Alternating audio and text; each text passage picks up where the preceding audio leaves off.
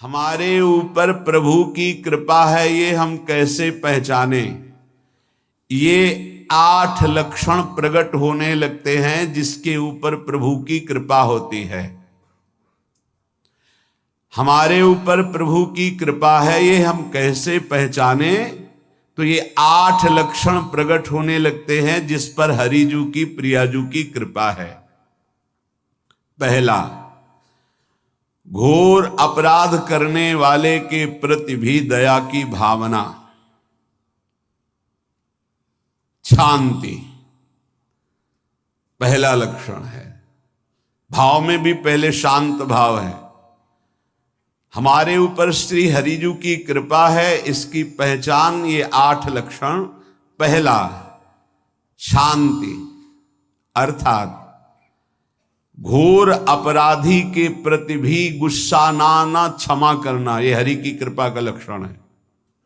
देख लो भाई, घोर अपराधी शब्द तो जाने दो, जरा सा प्रतिकूल हो जाए तो लाख समझाओ पर भ्रकुटी तनी रहती है। भला ऐसा है? अपराधी पर भी क्षमा का भाव होना, ये हरि कृपा पात्र में ही होगा, अन्य में नहीं। तो अगर अपने हृदय में ऐसा लगे कि ऐसा नहीं है तो हरिजू से प्रार्थना करनी चाहिए कि कृपा करो, मेरे में सामर्थ्य आवे। दूसरा, अनुसूया, वो किसी भी के प्रति कभी भी कोई दोष दर्शन ही नहीं करेगा। दोष कथन, दोष श्रवण की तो बात जाने दो। अनुसूया, दूसरों के गुणों में दोष ढूंढना ये नहीं होता। हरि कृपा पात्र में ये नहीं होता। ये सब भजन के नाश करने वाले, जैसे पहला अपराधी पर क्रोध कर देना, तो माया ने भेजा इसीलिए था कि तुम्हारे साथ व्यवहार ऐसा करे कि तुम क्रोध करो। क्रोध करोगे तुम्हारी ऊर्जा शक्ति नष्ट हो जाएगी, अध्यात्म में जो चलने की थी। और कहीं तुमने संकल्प कर लिया तो भजन शक्ति नष्ट हो जाएगी। तो अगर भजन बल है तो गया, जरूर उसको दंड मिलेगा, पक्का मिलेगा, 100% मिलेगा, लेकिन आप खाली हो गए। ना भजन करने की वृत्ति रहेगी और ना भजन रहेगा, दोनों बात। अनुसूया, किसी के सद्गुणों में दोष देखना, गुणों में दोष ढूंढना, ये हरि कृपा पात्र में नहीं होता। ये बहुत मंगलमयी बातें हैं जिससे हमारा भजन मार्ग पुष्ट होता है। तीसरा, वो बाहर से और भीतर से पवित्र रहता है, हरि कृपा पात्र। शौचाचार का ज्ञान होना चाहिए, वस्त्र आपके पवित्र होने चाहिए, ये बाहरी जल रज आदि के द्वारा बाहरी पवित्रता।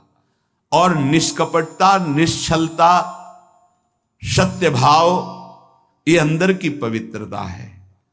अगर कपट है, छल है, असत्य है तो हृदय मलिन रहता है। भीतर और बाहर से पवित्र रहना, इसमें खास बात क्या है? भीतर और बाहर से पवित्र रहने में, भीतर और बाहर से सदैव पवित्र कौन रह सकता है? तो बोले जो पुंडरीकाक्ष भगवान श्री हरि का प्रियाजू का स्मरण करता रहता है, वो शवायाभ्यंतर शुचि, वो बाह्य और अभ्यंतर दोनों से पावन रहता है। तीसरी जो कृपा का लक्षण है, अर्थात वो सदैव भगवत चिंतन परायण, शौचाचार का पालन करने वाला, बाहर और भीतर से हरि कृपा पात्र पवित्र रहता है। चौथा, ऐसे कार्यों का अनुष्ठान न करे जिनमें हमारा भजन छूटता है, जिनमें सत्य छूटता है, जिनमें भगवत भाव छूटता है। जैसे आपके ऊपर कृपा हुई, आप भगवत मार्ग में चल रहे हैं, अब आप ऐसे संसारिक कार्यों का अनुष्ठान कर रहे हैं जिनमें आपकी चित्तवृत्ति बिल्कुल भगवत विमुख हो रही, तो जीवन का लाभ क्या होगा? लाभ तो है भगवत स्मरण सहित। जैसे कल एक ने प्रश्न किया कि मैं खाता तो नहीं हूं लेकिन मांस के दुकान में मांस बेचता हूं, होटल आदमी, क्या उचित है? ये उचित कैसे हो सकता है? तुम और भी तो व्यापार कर सकते हो। जरूरी है धर्म का पालन करने की इच्छा करते हो, धर्म आचरण करते हो, ऐसा नहीं। तो विरत बहुकर्मा, उन कर्मों से हमें विरत रहना है जो हमारे धर्म के विरुद्ध है, जो भजन के विरुद्ध है। हरि कृपा पात्र ऐसे कर्मों का अनुष्ठान कर ही नहीं सकता। अपने भजन का फल देखना भगवत कृपा पात्र के, सबको प्रदान कर देना। हिम्मत है? अपने भजन, इतनी मेहनत से किया हुआ भजन, भजन होने के बाद, हे प्रभु इस भजन का फल हो, सर्वे भवन्तु सुखिना सर्वे सन्तु निरामयः। यहां तो कहते महाराज एक माला रोज आपके लिए करता हूं कि आपकी बीमारी ठीक रहे, तो शेष किसके लिए करते हो प्रभु?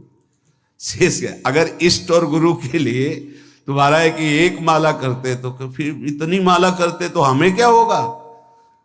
सब आपको दे देंगे तो हमें क्या होगा? तभी भजन का रहस्य नहीं जाना। छठवां, अपने भजन से अपने